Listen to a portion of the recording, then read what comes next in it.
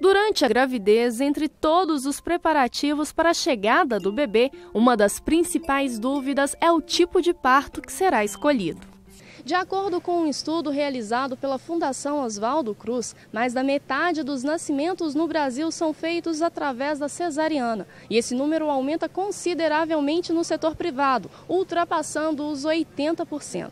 Mas o que deve ser levado em consideração na hora de uma mulher ter o seu bebê? A gente leva em consideração a história da mulher, leva em consideração o pré-natal, se é baixo risco, se é alto risco, o querer da mulher. É importante a gente explicar todo o processo do parto, que é um processo fisiológico, que a dor é fisiológica também do processo, né? Então, individualizar, entender cada mulher e tentar conduzir o parto da melhor maneira. O estudo mostra ainda outro dado importante: 70% das brasileiras desejam parto normal no início da gravidez. Porém, apenas 15% delas tiveram o pedido atendido pelos médicos da rede privada. Eu creio que são mulheres que são desencorajadas. Já com o passar do pré-natal, o tempo da gestação, vão aparecendo medos e não existem profissionais que sabem orientar de maneira certa, sabe? Então elas acabam pensando, vai dar errado, vai acontecer alguma coisa com o bebê, vou fazer cesárea mesmo.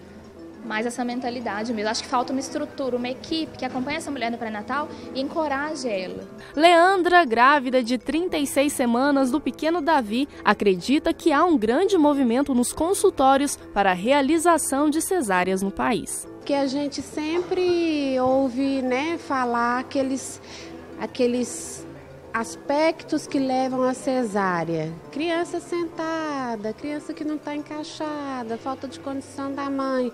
O que a gente não sabe é a dimensão disso no momento da gestação. Desde que descobriu a gestação, a pedagoga estuda bastante o tema para fazer a melhor escolha para ela e o bebê. Eu sempre quis ter parto normal. O que eu não esperava era todo esse ativismo e essa defesa do parto normal. Disso eu não tinha conhecimento. Então, saber do trabalho do hospital e a política do hospital em relação a essa perspectiva me trouxe para cá para conhecer um pouco mais e me dar mais segurança também para seguir na minha escolha. Enquanto gravávamos essa matéria, a Fiamma, que já estava em trabalho de parto, deu à luz a Valentina. A escolha do parto também veio depois de muita pesquisa. Eu falava que eu não ia sentir dor de jeito nenhum, que eu ia ter a cesárea mesmo. Mas aí, quando eu engravidei, um casal de amigos começou a me falar, não, dá uma estudada antes de decidir, lê um pouco, vê os benefícios. Aí comecei a estudar como louca, muito, né, meu amor?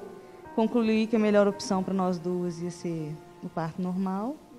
E aí, corremos atrás, mesmo ela sentadinha. Pois é, né? No caso da gestação da Fiamma, teve um agravante, porque a Valentina ela não estava na posição que o bebezinho deveria ficar para nascer, né? Mesmo sabendo dessa posição, você assumiu o parto natural e correu tudo bem, né? Foi. Eu confiei muito no meu médico, eu procurei um médico que me passava toda a segurança e foi decidido entre nós três, eu, meu marido e ele, assim. Então, enquanto ele falou que dava, a gente foi. Eu falei, na hora que ele falar não dá mais, aí beleza, a gente desiste. Mas enquanto ele estiver falando que dá, vamos embora. Para incentivar o parto normal no país, o Ministério da Saúde tem estimulado uma nova formação dos profissionais da área e promovido o treinamento de equipes dentro dos hospitais. A enfermeira obstetra Lorena entende essa importância.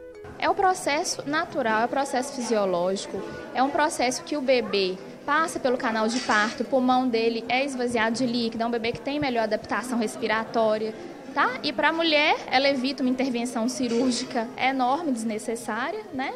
E a recuperação é muito melhor para amamentar depois o bebê, abaixar para pegar o bebê no berço, né? Então é um benefício sem palavras, é muito bom mesmo.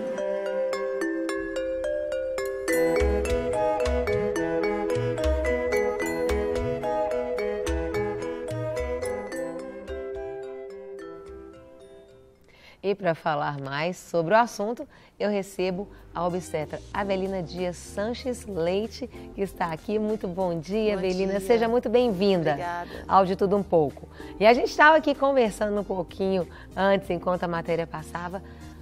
Conversa conosco, Avelina. Compartilha com a gente. Por que as mulheres, porque esse número tão expressivo de mulheres, 88% nas redes privadas, as mulheres preferem a cesariana e 52% nas redes públicas. Essa diferença gritante, né? É verdade. Hoje, na verdade, muitas mulheres às vezes optam pela cesariana por falta de informação, por medo de dor, né? E às vezes acham que é mais cômodo você escolher a hora, prever o dia, deixar tudo combinado, né? E algumas vezes o próprio médico também acha mais cômodo, né? Essa maneira programada do nascimento, né?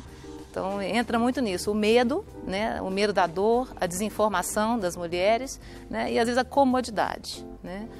Agora, tem um fluxo, né, caminhando hoje em função dessa mudança, desse paradigma, né? Hoje existe um questionamento muito grande das próprias pacientes que estão tentando mudar um pouco esse horizonte. Certo. Né? E a gente caminhando para uma coisa mais normal, mais natural. Quando você fala a falta de conhecimento, qual tipo de conhecimento que as mulheres não estão tendo para que façam essa opção, Avelina? A mulher tem que saber que existem opções, né, tem algumas medidas não farmacológicas para alívio da dor, tem massagens, tem posições, né, relaxamento, a gente usa muito o chuveiro, a banheira, né? E em um momento que a paciente realmente está sentindo dor, ela tem direito à analgesia, né?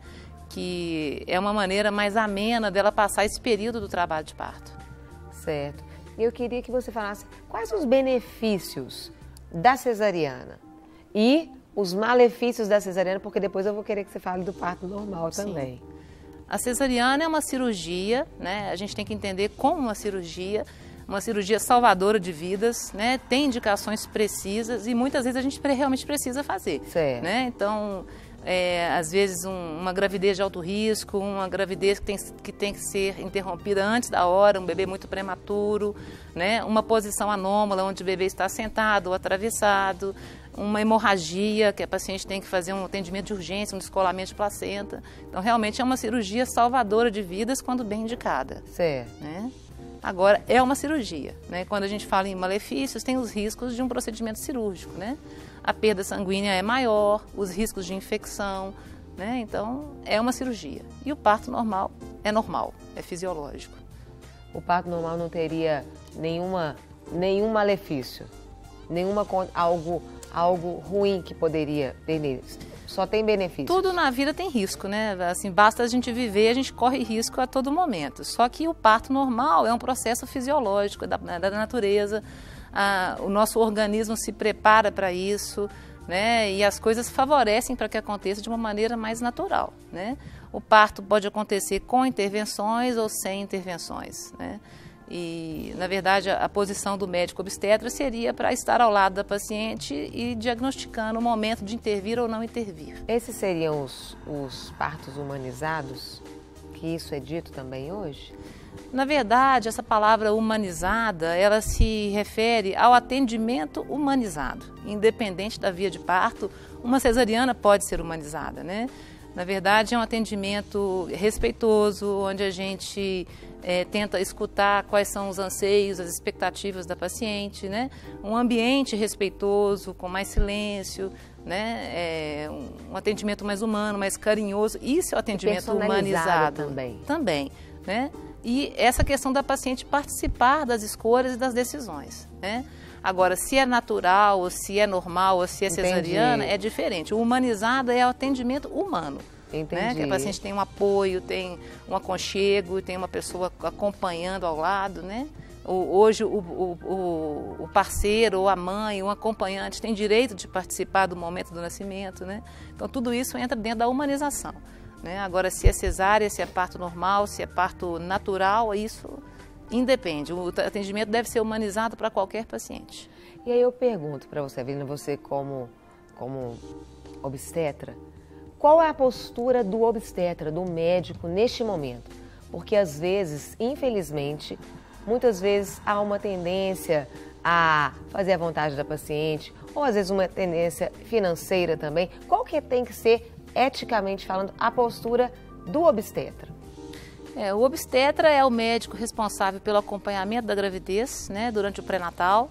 A gente cria um vínculo com a paciente, é uma construção que é feita durante esses 9 meses de gestação e a gente tem a obrigação de orientar a paciente em relação a tudo que ela vai passar nesse período de 9 meses, inclusive em relação ao parto também. Então, acho que o primeiro passo é esse vínculo importante da gente transmitir segurança, de mostrar para a paciente quais seriam os melhores caminhos. Né? Agora, hoje, como eu disse, nesse atendimento humanizado, a paciente tem direito a algumas escolhas, né? E a gente trabalha com o plano de parto, onde a paciente verbaliza isso para a gente, ela transmite isso para a gente e a gente tenta... Abre o coração. Isso, a gente tenta, dentro do possível, dentro do que é seguro, a gente tenta agir dessa forma com a paciente. Mas a gente tem a obrigação de orientar a paciente, porque nem sempre tudo que se quer se pode. Entendi. Né? E a gente preza, em primeiro lugar, pelo bem-estar materno e fetal. Né? A gente tem um compromisso com a segurança e com resultado de preferência favorável para as duas partes. Né? Você falou aí sobre bem-estar materno e fetal. Eu queria que você falasse o que pode afetar, o que pode trazer para o feto, para o bebê, na questão da cesariana. Os riscos que corre, a comparação dele na cesariana na questão do parto normal também. Aí vai depender se é uma cesariana programada, eletiva, ou se é uma cesariana que acontece dentro de um trabalho de parto, né? Porque muitas vezes você está conduzindo um trabalho de parto e acontece alguma coisa, algum sofrimento fetal, algum sangramento e que você precise fazer uma cesariana.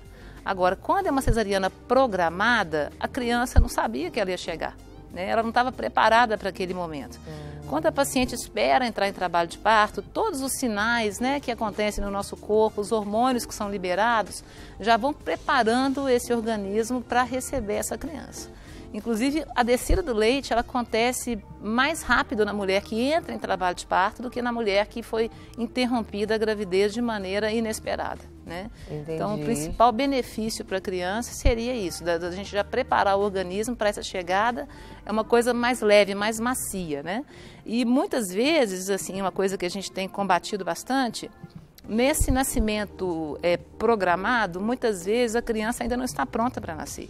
Né? Então, existe um risco maior do pulmãozinho não estar pronto, da criança ter dificuldade de respirar, às vezes precisar de oxigênio. E se tivesse esperado a hora certa, esperado a hora que ela tivesse escolhido para nascer, o organismo já estaria mais preparado para esse nascimento.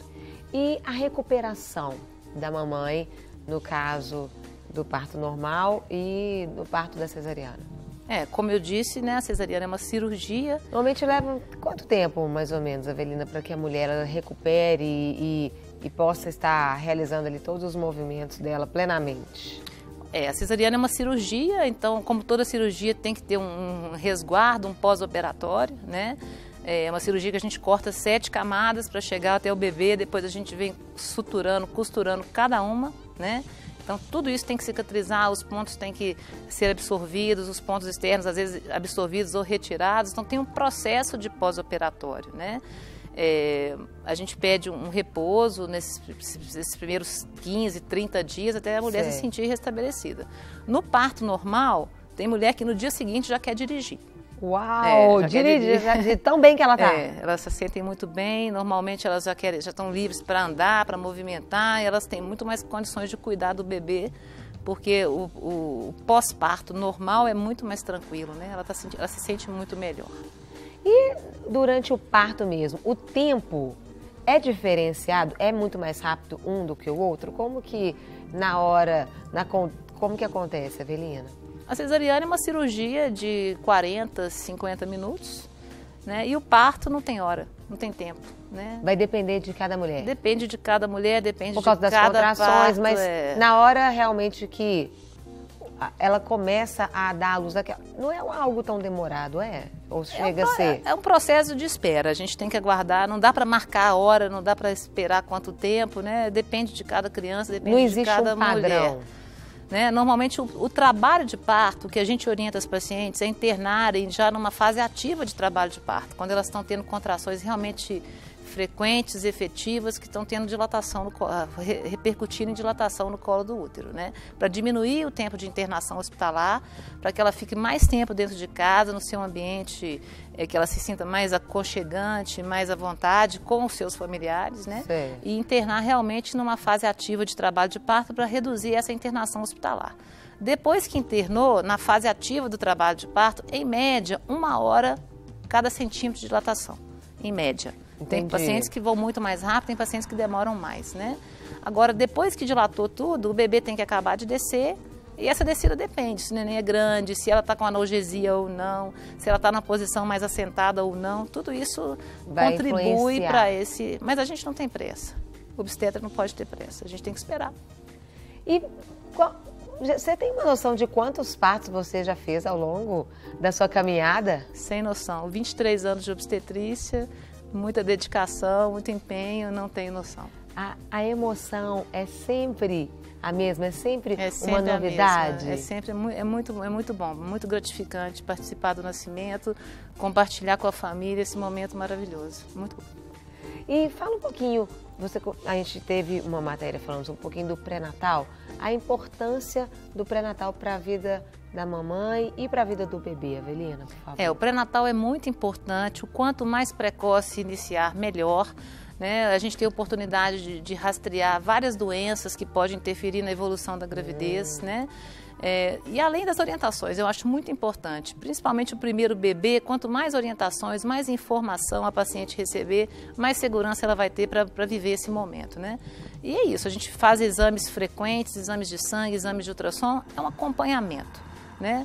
A gente, vitaminas quando necessário, medicamentos quando necessário, é isso, é um acompanhamento médico que a gente faz durante toda a gravidez, no último mês semanal, né, para a gente perceber o que está acontecendo, se tem alguma alteração, rastreando aumento de pressão, diabetes gestacional, várias doenças que podem aparecer no decorrer da gravidez, né? Então é muito importante o pré-natal. Avelina, eu quero te agradecer, que bom, batemos papo. Passou rápido, nem imagina, né? Voa, não voa? Foi muito bom. Papo de mulher e papo bom, meu filho, passa rápido. Mas volte sempre, ajuda um pouco. Deus continue te abençoando. Amém. Você continue sendo aí um instrumento para trazer muitas vidas aí para o mundo.